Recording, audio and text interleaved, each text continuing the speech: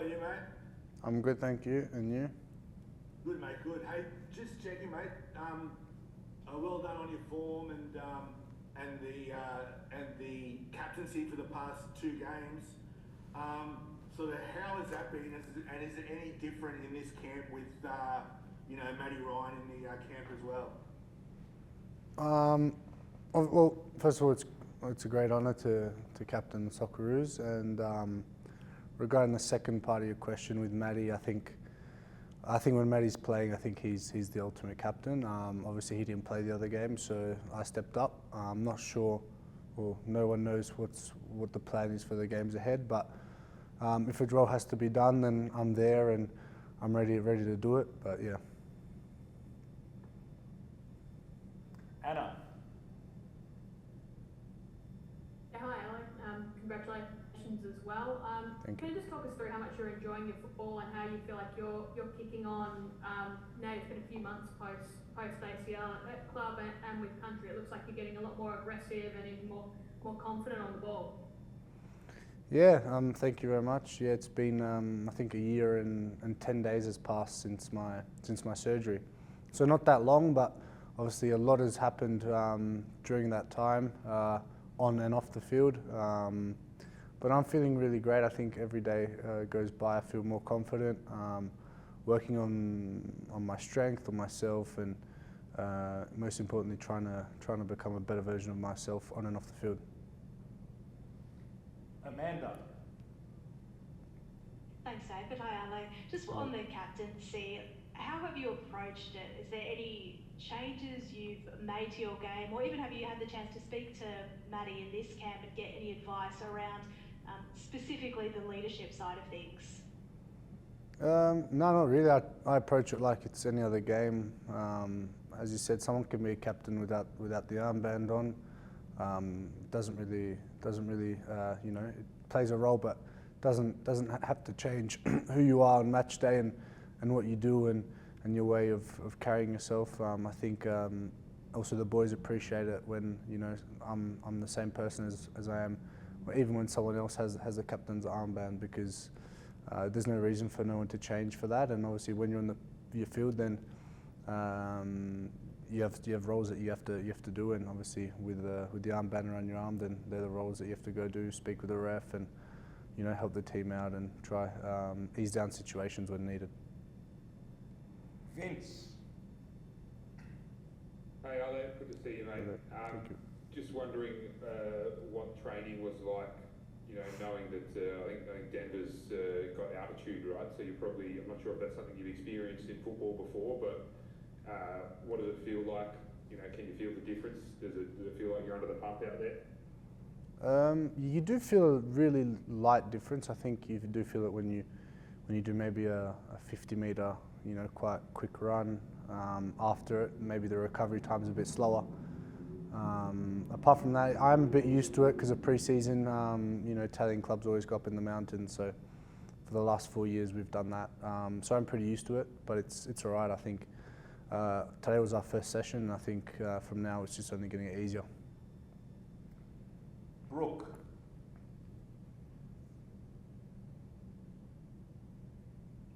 Hey, Ale, how are you? Hello, good, I'm thank you. curious. Look, it sort of feels like there's a little bit of a changing of the guard. I know you seem like a very laid-back, cool kind of guy, but I mean, if we are to sort of see this in the coming sort of few months, is the captaincy potentially something that maybe you'd like to sort of make yours? As I said before, if it's given to me, then I'll take it, and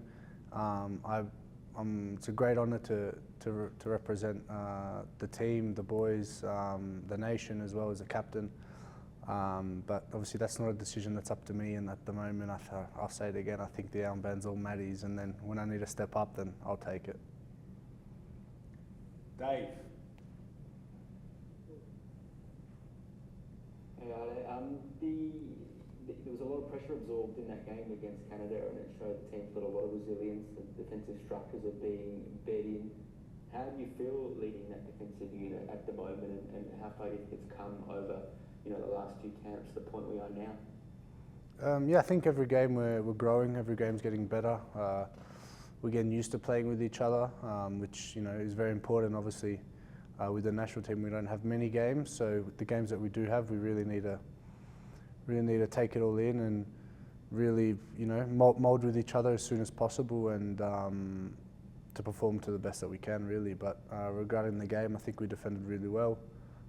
We defended well as a whole 11, really. Even the boys that came in did their role, which it's not easy for them coming into a game where maybe we have to absorb a lot of pressure. So yeah.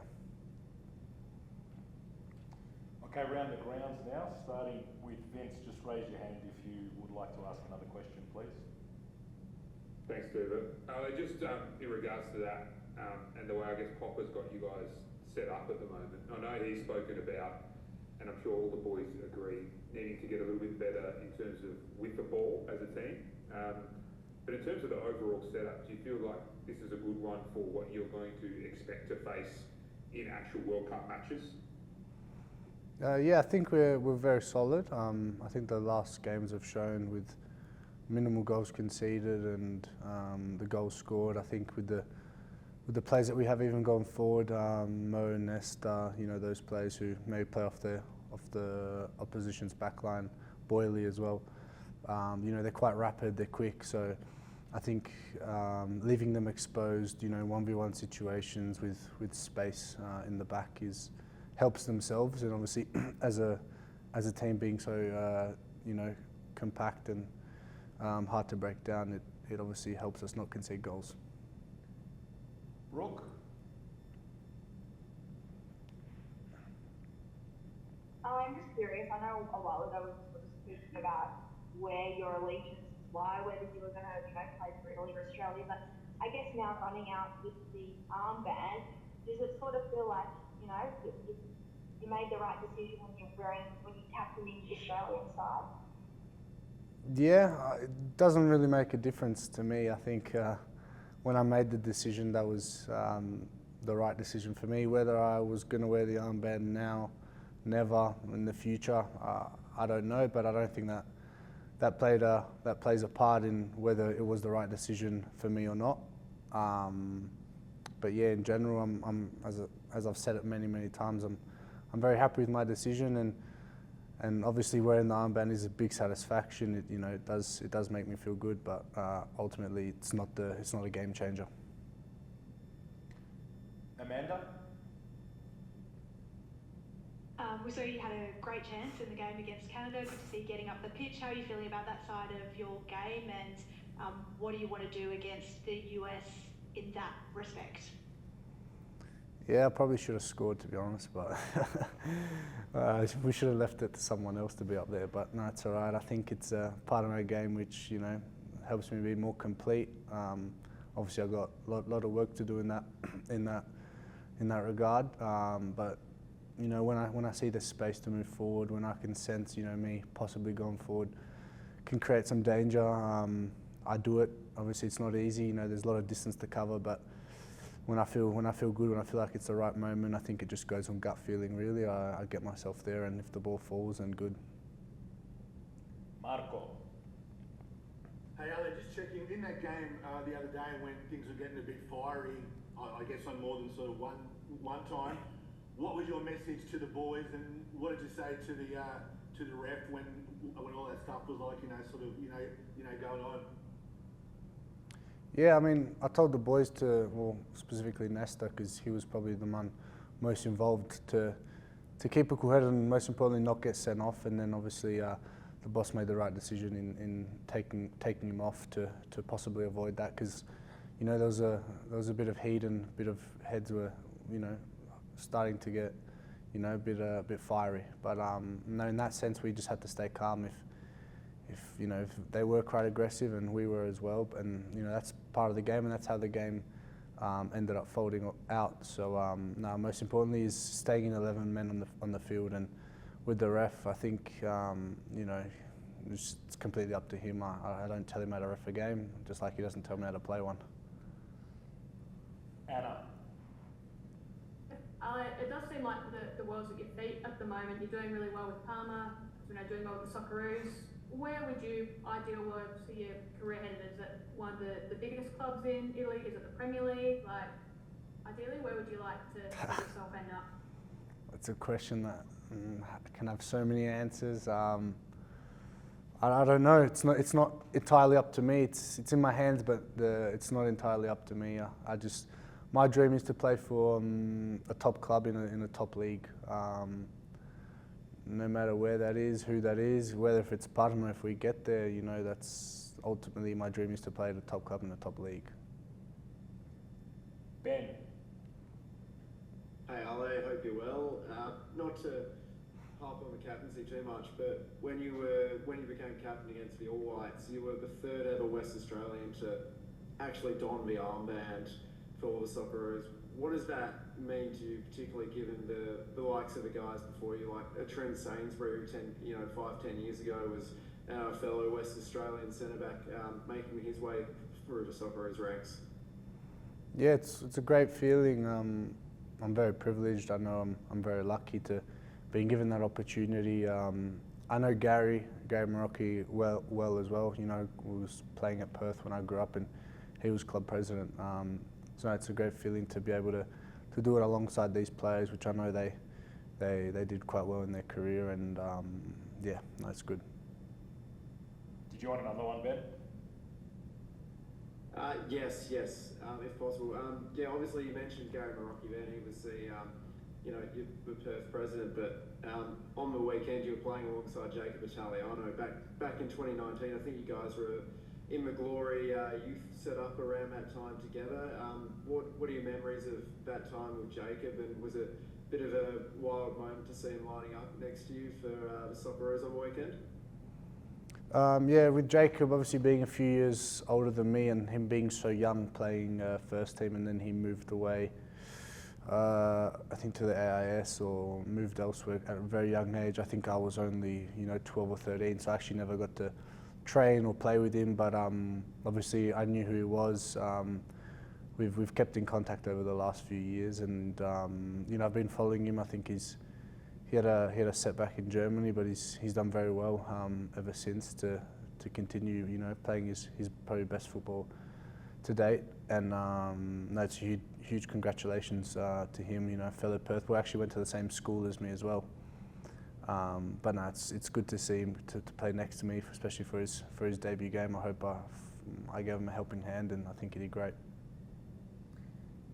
Vince? Thanks. Just what you were saying before around Nesta.